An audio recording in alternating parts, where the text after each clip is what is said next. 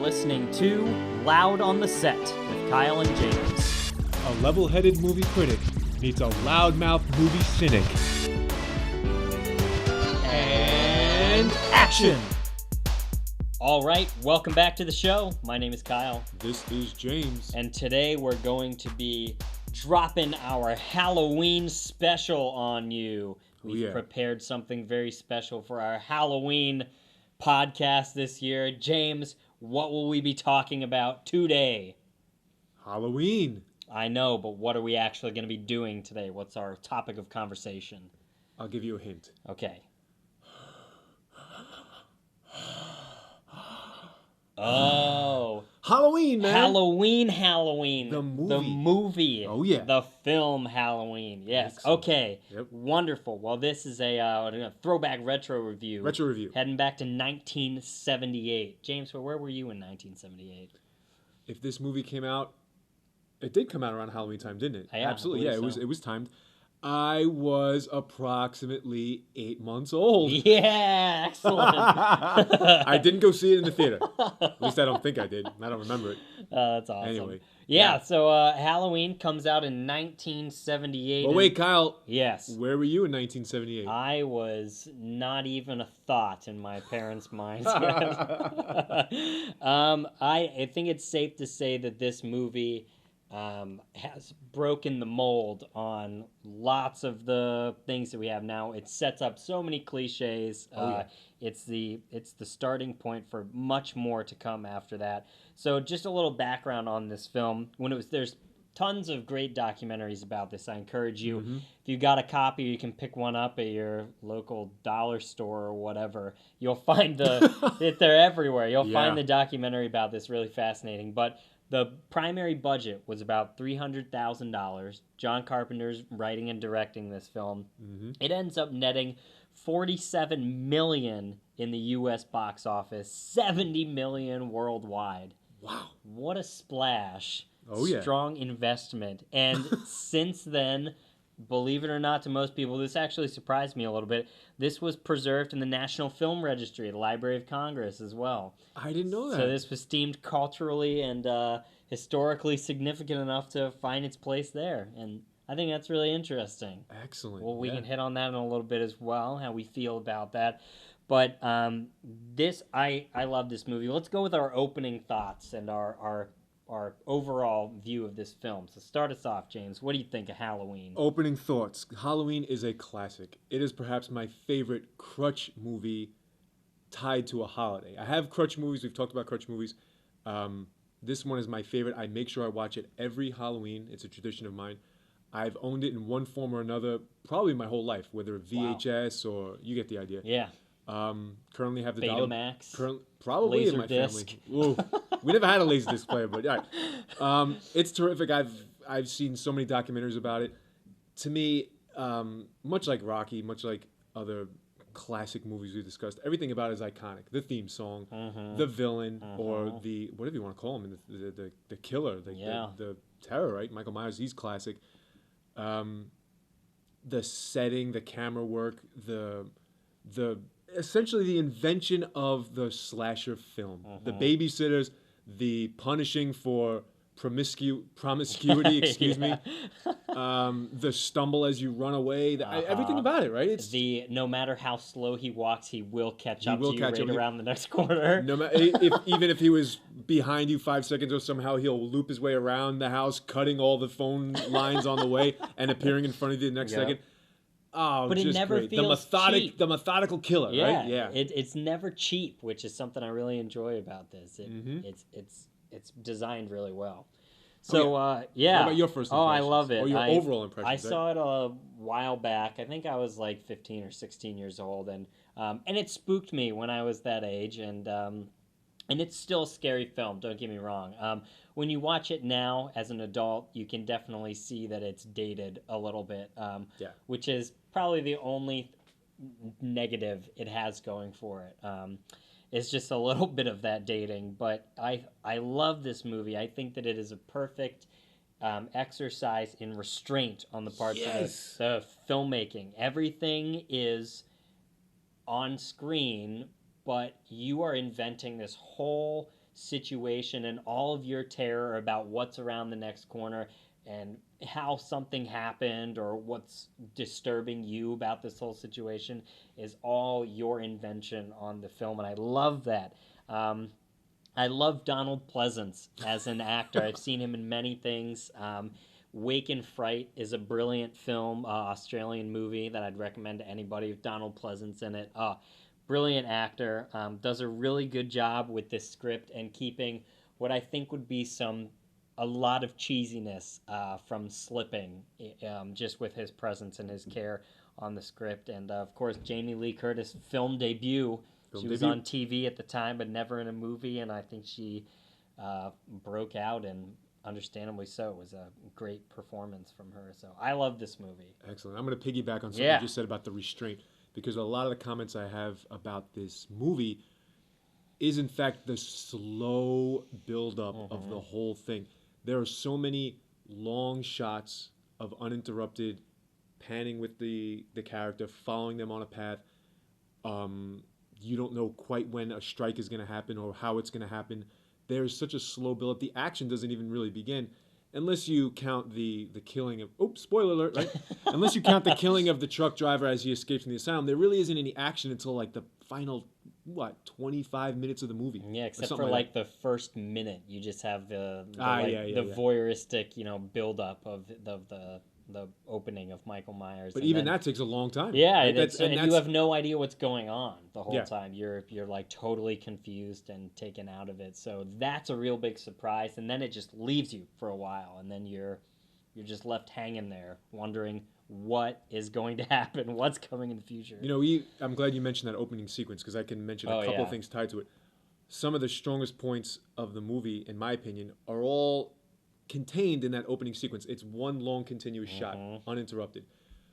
The music and the sound effects are timed perfectly with what's happening on the screen. A light goes out and it's accompanied by so 70s, but fittingly perfect for what's going on. Yeah. As he climbs the stairs, the music slowly dies out, and then a clock bong, bong.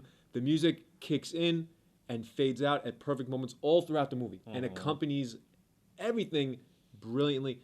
And then of course it's first person. It's one long continuous shot, man. And the quotes, the dialogue is bad, right? Yeah. But these are the little things we're willing to overlook, because the movie as in its total package is so great and so iconic and classic that you'll overlook the fact that the girls all giggle their way through their lines, and they're all very one-dimensional and very dumb. Stereotyped. And, and I think that's part of the point that they're trying to make with the idea of the movie and everything. But it's you can leave all that in the dust because you're so afraid the whole time of what's going to happen to these people that every stupid thing that they're saying, you're like, no, be worried about anything that's happening around you. Don't be distracted by trivial nonsense. Yeah. I love the opening build-up. And you can compare it nowadays to the type of work that they do with the found footage stuff where it's shot from the camera perspective and you're going to turn and maybe there's going to be something there. But as you mentioned, it's orchestrated. Like it's perfectly planned out and played out because it's a complicated thing to shoot, and just builds so brilliantly. And you you're in that mindset. You're in that person's mindset, and you're almost like feeling what they're thinking and churning and what's going on in Michael Myers' mind. And you're like inventing it, maybe because he's crazy, maybe because he's evil. You're trying to figure out why all of this is happening and go along with it. So I love the overall this movie is so fantastic. But what were some of your favorite parts of the movie, and are there any things that you think needed work or were detracting at all? Well, I have a list of really powerful, intense moments in the movie that are specifically designed for just that. And let's go through it, because everybody knows on Loud on the Set I make lists. Yes, list it off. Okay, we already talked about the opening sequence. Well, you know what? We skipped over something that to me is just as powerful as any other part of the movie, and that is the opening credits. Oh, holy cow! Yes. A slow pan-in on a really sloppily made jack-o'-lantern, but with the music, which we know is just beyond classic at this point. And everything is just pitch black around it, and you're almost just waiting for something else to show up as it's going in on the jack. It's a perfect suspense. You know exactly what you're getting into when this movie Everything starts. about the opening sequence is brilliant. The font, the color scheme, the jack-o'-lantern is looks like some stupid little kid made it, but it's scary. It is scary. It hones in right on the eye and the nose. Oh my god! Fades out right when it gets in there, like it's all dying. All right, so I'm glad we got to cover that because that's huge. What else? The opening first-person build-up sequence is really intense. We already talked about that. And it's also not cheap and for no reason. It's a complete building block of where the rest of the story and the character of Michael Myers comes from, which is really interesting. Yeah. All right, what else do I have? Some intense moments. Moments that I look forward to every time I watch the movie. When Michael Myers stuns the little kid outside of Tommy's school. The three kids just got finished. The three kids just got finished teasing Tommy. He trips and falls and splatters his pumpkin all over the place. You feel really bad for him. One of the bullies is running away, satisfied that little prick. He messed around with Tommy, and bam, Michael Myers is right there. You do not expect him at all. No. The sound effects that accompany it, the music kicks in just after the kid looks up at him stunned, and his facial expression is brilliant. And the kid runs away scared as he should. The music kicks in, and Michael Myers stalks Tommy in his car. All one shot. Well, no, I take that back. It cuts briefly to show him opening the car door and getting in.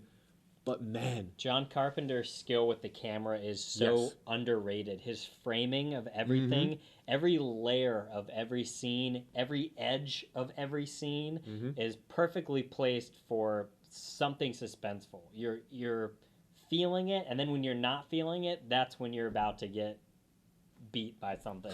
Michael Myers is going to pop up and do something. And for John Carpenter, I mean, you can look at all the stuff that he's made. I stand by that he's one of the greatest directors of the genre and of I want to call it almost like guerrilla filmmaking, but it's also just like personal filmmaking. He has such a clear voice and image that speaks John Carpenter. And the film that came directly before this was Assault on Precinct 13. Have you seen this movie? I have not heard about it, though. This is a really interesting movie, and you can see a lot of development from that film to this one in terms of the slow stalking pace of what's going on and that slowly building terror. And I think that a lot of ideas from that came into this film and just found a perfect venue to come out and be something that was going to be timeless and classic. So thank you, John Carpenter. Thank you, John Carpenter. Okay, here's some more moments that I love in this movie. I love all the establishing shots, Kyle. I love that there are leaves rustling around on the ground. I love the neighborhood settings, wide streets, sidewalks, quiet, people peppered throughout the neighborhoods and stuff like that. It sets the scene perfectly for a fall day. And it's Halloween. I love that you say that because if you've watched any of the documentaries, you know that they were filming this in California during the summer where there was absolutely no fall happening. So they had to paint fake leaves, collect them for every scene and bring them around. And that shows you the level of care that comes in with this $300,000 budget, $20,000 of which went straight into Donald Pleasant's pocket.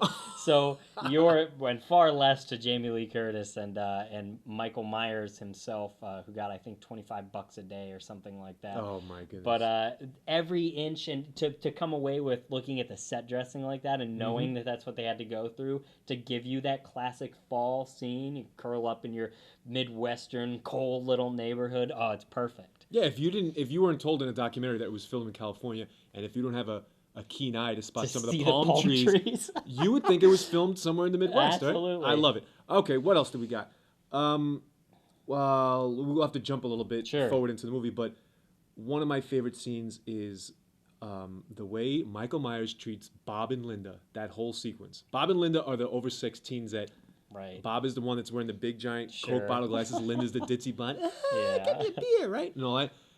The way he takes care of Bob, he punctures him with a knife. Well, first of all, the jump out is great from the pantry, and he pins him to another pantry door with his butcher knife, and then he cocks his head 3 times looking at the guy that he just murdered. Like an animal assessing the, thing in front of him. Yeah. And what does he do? He comes up with the plan to wear a white bedsheet back upstairs with Bob's glasses on in a really terrifying scene where she turns his back to him to call up Laurie Strode on the phone, and he starts walking towards her. And the whole crowd, slowly. Yeah, so slowly while the phone is ringing, while Laurie picks up, and he's coming. And she has no idea. We know as the audience, what a brilliant scene. Oh, yeah. I love it. And he offs her by strangling her with the telephone cord. Things you can't do nowadays with cell phones. Anyway, I love that whole thing. I love that Michael Myers went through the trouble of putting on a costume. Woo! Yeah, Woo! it's really terrifying. Because when you watch it, and this was something I was going to mention, the sequels to this film are, I think we can both agree, garbage. Total garbage. Absolute garbage. Yeah, absolutely. But something that the second one does in trying to keep with the first one's energy is start right where it leaves off, right at the end. Right. And keeps going, kind of like Rocky 2 did. Yeah. And it has that same kind of feel, but one of the things that it does is it changes some of the plot points and characterization of the first movie, which I hate when films go back and do that. I'm looking at you, Lucas, changing all those scenes in Star Wars and everything. Revisionist history, right? Revisionist history. It changes some of the plot, and I really don't like that because I don't think that it was first imagined that way. And some of that has to do with Michael Myers' motives. And I think one of the brilliant things about seeing this first is just knowing that he's this sheer force of evil, which I know Donald Pleasance has many lines about talking about, just the pure manifestation of evil. The blackest eyes. Yeah. Right? and that terror, you insert any motivations, any sense of guilt you have with the pure manifestation of evil that may be coming for you on Halloween, and you've got this horrible, terrible experience. But then when they go back and they change the motives, it takes away some of that terror. You're not thinking about yourself anymore. You're just focused on the characters in the movie. And what makes this so brilliant is that it's designed to give everybody the heebie-jeebies about what could be behind their door. And this is the boogeyman? Yeah. Like she thinks. Well, no, I agree with you 100%. The simplicity is what worked so well in the original, and that is, the person closest to him from the psych ward, or whatever you want to call it, right, explains him as just pure evil. The blank face, looking at the wall, not seeing the wall, looking forward to this day, he hasn't spoken a word in 15 years, purely and simply evil. We don't have to get into these cockamamie explanations to try to milk the story for more than it's worth. It's standalone, and it's perfect. It's not messing archetypal. around. It's not messing around. Yeah. It just gets to the point. He's evil. It's scary. Let's go. And that theme survive this. That theme will stand the test of time more so than something like fratricide or something really specific plot-wise that would go on. Exactly. It'd be interesting. All right, Kyle, I'm going to jump us from the Bob and Linda scene. Jump us. Jump us. Not right. Michael Myers. Don't you jump us. Yeah, please. We would not like that. Okay, we're towards the end now because Bob and Linda have been offed, and have a couple of really powerful moments at the end. Okay. Because the pace really picks up. Oh yeah. Exciting things happen. That's where you start to pulse pound. Yeah, here are some really great things that jumped out at me. Well, first of all, we're jumping ahead to Laurie's already fought him quite a bit, stabbed him with the needle down in the living room, and she fled upstairs. The closet scene. Holy shit. Is that not one of the most intense horror movie scenes? He's punching through the thin little wooden slats of the closet door, shaking the hell out of it, reaching and trying to get her. She stabs him in the eye with a wire hanger. Oh my God. So intense. And I think underproduction in that scene comes into play so well with what's going on. It's like the most noir lighting, just one bright light, all these dramatic shadows, the swinging incandescent light just going back and forth, and you're stuck, you're trapped. Everybody's been there in one way or another, and you're stuck there, and you have to just wait and do whatever you can to try and face the inevitable. Me and my brothers and sisters used to reenact that scene because we had a closet very similar to that, very skinny, and with those doors that open in that fashion. Are they still paying for their therapy to this day? No, we all loved doing it. It was great. Good. All right. Take turns with Michael Myers. Towards the end too, when Laurie thinks she has him beat again, and she foolishly walks away from the room and leaves weapons all over the place, whatever. And she's leaning against the threshold of a doorway that's blackened, and he slowly comes into view. Holy shit, is that not classic? And that leads me to the fade-in lighting, and also when he's laying on the ground, and she's just waiting there, and he just goes and just sits straight up, and then one movement at a time, he's rebooting or something. Oh my Sits goodness. up, and then turns his head, and then stands the rest of the way up, like the creepy evil robot. Oh my God. Almost every time he's simply revealed in a moment where he's not moving a lot is great. It's perfect imagery. He's stoically just standing there. In fact, how about the hedge scene? Oh, exactly. He's waiting by the hedge. Just standing there. He's just standing there. She sees him out the window by all the... Yep, by all the laundry. When he's stalking her outside of her home. Makes me shiver. He's among the laundry. When he's on the sidewalk, every time he's just standing there. And after Laurie had tumbled down the stairs from being stabbed in the sleeve, his profile, the profile that he cuts in the dog bracket at the top of the stairs, where he pauses at the top of the stairs. All these are so classic. And in fact, when he's not there, it's classic, because that brings me to the very end. Because when Donald Pleasance looks over the railing, expecting to see his body laying there, and he's not there. Oh, and the music kicks in. And, oh my God! And you don't know where he went, or if he was like there, or what happened. Yep, it's just gone. And then, of course, you get all the fun lines and all the great acting from Jamie Lee Curtis at the end, and it's you set up those cliches that come from it. The last pure surviving girl from the the debauchery mess that were all of her friends and everything, and it's easy to see when you go back and watch this after you've been exposed to mainstream Hollywood at this point. Having never seen this, you would think that it was kind of silly and trite coming from all of those resources, but it all came from this. Yeah. I mean, this is the inception, and it's done so well, so minimalist, and so focused on every single aspect of the scenes and the characters, and making them just vague enough that you can insert yourself in almost any of their different personalities and feel empowered, terrified, and all those different emotions going through the movie. And that's what really gets you riled up when you're on one of these roller coaster slasher rides. It's a history lesson, kids. All of our young listeners out there who have to listen to the censored version of this podcast. Do we even have a censored version? No, we don't. Well, for all the young listeners out there, if this is a history lesson, go watch it. Do your research. Every screaming babysitter, tripping and falling, running away, yelling, every brutal killing of anybody that's ever dared express their sexuality. It all came from here. What else we got, Kyle? What else we got? Well, I wanted to talk a little bit about cliches and things in reference to some other horror films. And some people do it really well. And somebody that we just lost this year, maybe a month or so ago, Wes Craven, a brilliant director, brilliant movies that he's made. I cannot say that I enjoy them all. And I don't think he'd want me to lie and say that I did. But really great ideas, and where all of our horror films, slasher films come from now is like Halloween or Scream, basically.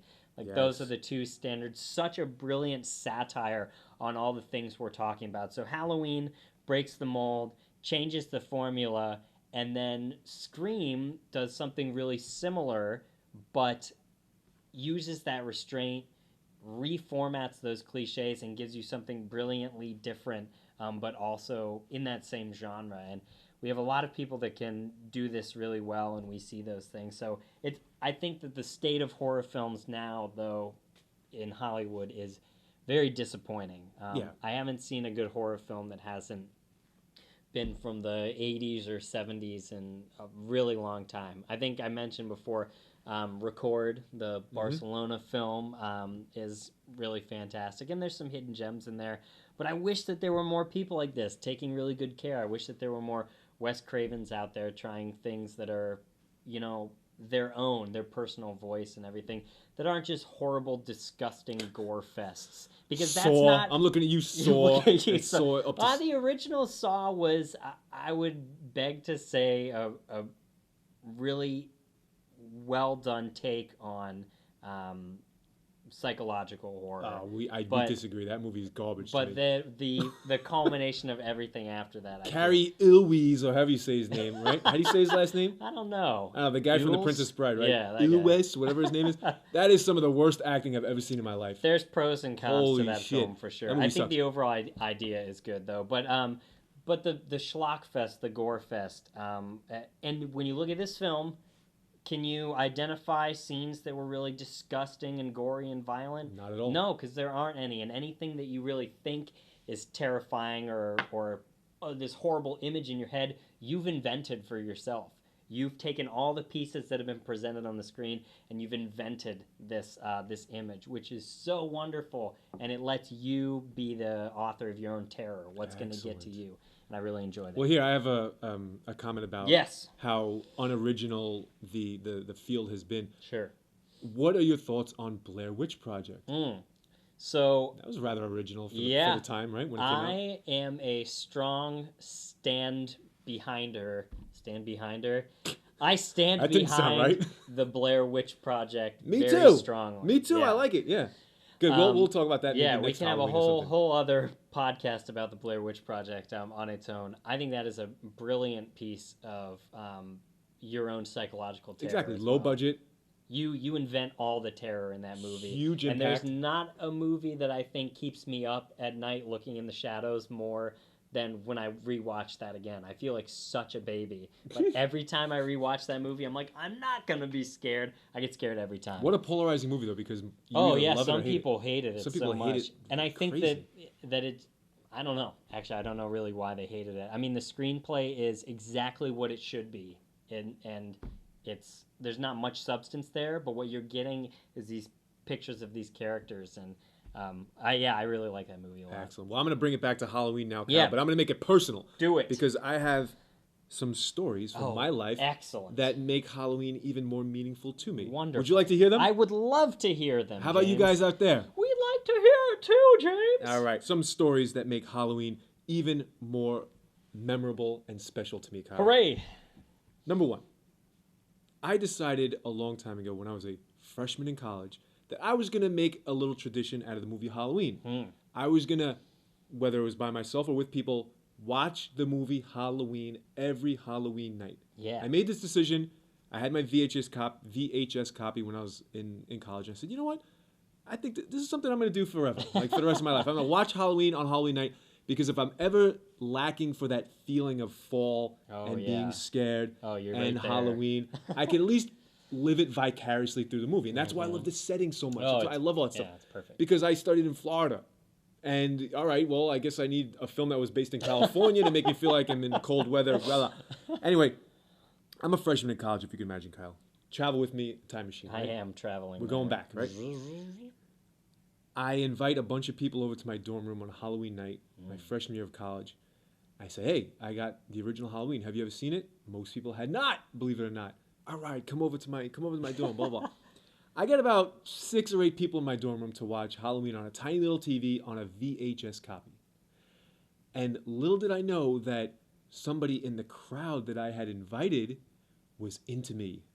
Ooh. Yeah, there was a girl who took up the invite, not because she was dying to see Halloween and John Carpenter's, runaway cult hit. It's because she thought she might be able to make some moves. Right.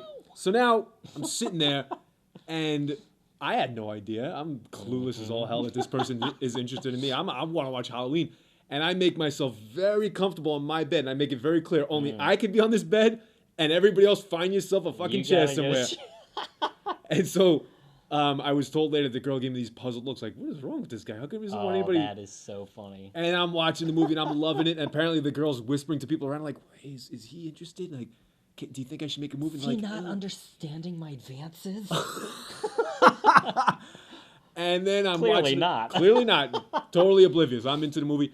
Kyle, as soon as the movie ended, I fucking flipped the lights on. I went, all right, everybody out. And I cleaned out everybody, putting on hold a relationship that could have started potentially that night by months because we didn't have another shot for a while. That's hilarious. And I only found out much later that, I came over because I wanted to, get to know you. Blah, blah. I didn't fucking know.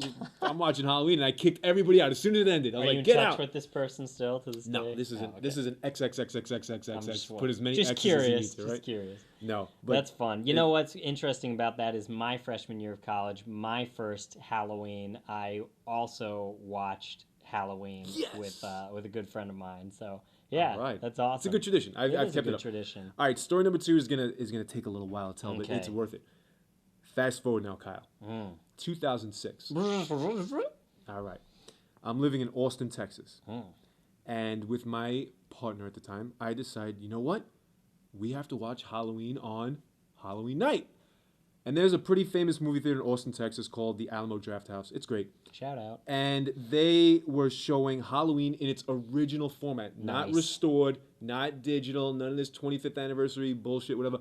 It had like the, what do you call them, the cigarette burns and the sort of wavy lines that you would expect on a Grainy, projector. dark Yeah. image. And they were showing it, and I said, yes, we got to go see this. We go see it. We show up to the theater, and there's only like 2 or 3 other couples sitting in the theater. And they're a little bit forward. And I think, wow, it deserves more attention, but I don't care. I'm here for, my enjoyment. And I'm sitting there with my significant other. I'm getting her hyped up. I'm, getting excited myself. And suddenly, I look to my right, and the most disheveled, disgusting, creepy, scary looking guy, big, unshaven, a mess, comes walking slowly down the aisle. I look up, and he sees me, and I see him. We lock eyes, and I think, oh, fuck, It's Halloween night. Michael Myers. What the hell is this guy doing here by himself? I keep an eye on him. He passes my row, walking very slowly and deliberately. He might have been even wearing a garbage man's outfit, like that one piece. Anyway, completely, really freaky looking. And he goes a couple of rows in front of me, and he sits between me and my girlfriend at the time and the next groups of people, right? Mm-hmm. And I go, all right, good. As long as he's in front of me, he'll kill them first, right? He'll kill the people in front of me first. It'll give me time to grab my girlfriend and run out of there. So I'm all right. I'm a little bit nervous, but I have him in my vision, straight ahead, right? Straight ahead. The movie's getting ready to start. They turn off the lights. The lights are dimming, right? The guy gets up, walks back into the aisle, and now he sits 2 or 3 rows behind me and my girlfriend. All by himself. He's right over my shoulder. I can't take this. And I'm sitting there thinking, how am I going to relax and watch this movie? I watched the whole movie knowing that this psycho's right behind me, expecting an axe to my head at any moment.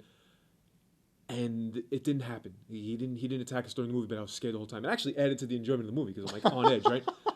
Fucking movie's over, and I was whispering to my girlfriend, as soon as this movie's over, we are getting up and running out of this fucking place. I don't care what. We're not even watching the credits. Movie ends, boom, out of our seats, we run out of there. I see the guy, he's looking at me as we leave, and we run out of there. Now, this movie theater only had an exit at the not the front of the theater where the screen is, but the back. So there's only one exit, Kyle. Jesus. And we made it out safely, and we go into the parking lot, and there's a very small parking lot, and we get into the car. Oh my God, we're safe. We escaped the killer. The killer, he's not going to get us, right? Fuck him. And, well, let's see if he comes out. He's got to come out. This is the last showing of the night. It ended, a little bit past midnight. I got to get a look at this guy one more time. Because even if he comes out, wielding a machete or whatever, we could just peel out in a little Toyota Corolla and be out of there, right? The guy never came out of the theater, Kyle. That is weird. Oh, my God. What a Halloween night. Fucking psycho sitting over my shoulder watching Halloween by himself. That's terrible. Oh, my God. In this day and age, that's so scary after we've had all these, horrible, devastating things. Yeah. Dude, people would have called the cops immediately and been on that case. You just can't do that anymore. No way. It was crazy. This guy was eyeing me up and down. I couldn't believe it. I felt kind of similar recently. I was going to see The Conjuring, which was one of the thumbs-up horror movies I've seen that's come out since 1980. Came out a couple years ago, and it was standing room only. I guess it had sold out or whatever, and I didn't know that they sold standing room tickets in movie theaters, and I don't think they do. So I think they oversold it, and these people came in and couldn't find a seat. So they kept standing behind us, and I was there with my girlfriend, and they were going out this door, probably to where the bathrooms were, and then they would come back in and stand there. And yeah, it's not a very fun feeling to have people standing behind you creepily and you don't know who they are. So. Yeah, you don't need these fucking... Wait. Shit, Kyle. Did you hear that? No, was that the air conditioner? I don't know. Sometimes it kicks on when we're in here. Well, anyway, there's a couple more points I wanted to make about Halloween. We'll see what happens. But yeah, maybe we gotta wrap this up. We're getting close to the end. Anyway, I want to talk a little bit about Loomis because to me, he is a scene stealer. He is just as scared as Michael Myers, and yet he's faced with. Wait, Kyle. I think I heard it that time. What the hell's going on? I thought we were here by ourselves. Well, the lights are off, so... Wait, I left the lights on.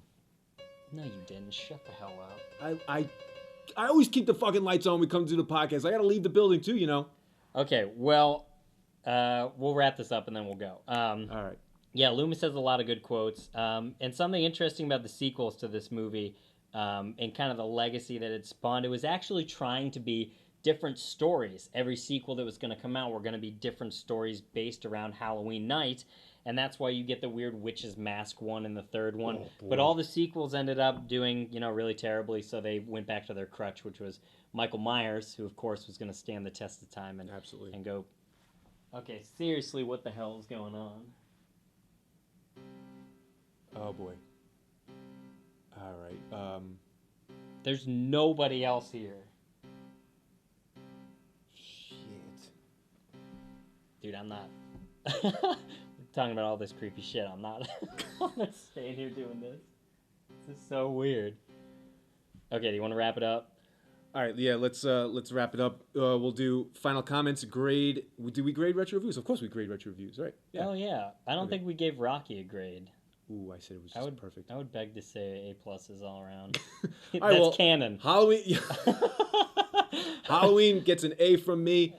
Kyle, what does it get from you? Everybody's heard how excited Solid about it. A. I would say the only thing that it lacks, unfortunately, with its budget was a good way to not date itself. And the music, while totally perfect for the time period, some of those sound effects are a little bit dated and silly. Ooh, but I still love them. I love them too, but it comes with the territory. But yeah, I absolutely know why it's preserved in the film registry and everything. I think this is a fantastic movie. I think a lot of people watch it on Halloween, so it's really good to have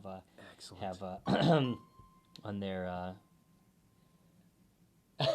This is so weird. I can't do this, man. I know. We gotta bail out of this. Yeah. This is so effed up. Okay, and thanks for listening. Loudontheset@gmail.com. My heart's racing. This is so weird. I hear. No, someone's fucking with us, man. Totally because I hear breathing. They totally are. Nobody knows we were recording today. No, they don't. It's totally empty. All right, yo, let's. Fuck. Shit. All right, yo, let's hide. We gotta hide. In that little corner right there. In that little corner. Go hide in that corner. Shit. Yo, what do you got around here? The pencil. The Lucky Podcast pencil. Yo, it's down. Yo, if he comes in here, I'm fucking stab him. Is it just? I'm gonna poke my head out. It's somebody just messing with me. I'm gonna poke my head out. Don't go too. Shit. Okay. All right. We got phone. Yo, where's your phone? Take your phone. Right here. Yo, there he is. Shit, I got him. Don't worry about it. Yeah, take that. Oh, there goes my pencil. Yo, it's my pen. I think we got him. Let me see. I'm gonna open the door. All right. Think I should open the door? Dude, you open the door if you want. I'm standing way over here. Did you see the face? No, I didn't see the face. Yo, it looked like Michael Myers. I'm not even fucking around. Fuck you, man. It looked like Michael Myers. Did you just curse? It's okay. I don't care. Don't worry about it. I'm gonna open the door. Yeah. What am I talking about? Here we go. Yo, there he is. You see him? Yo, he's laying on the ground. I'm not even gonna take the pencil. I'm just gonna leave it there. Is that all right? Right now. All right, we gotta step over him. You go first. I'm not stepping over him. Didn't you see the movie? He might wake up. I'll go first. Ready? 1,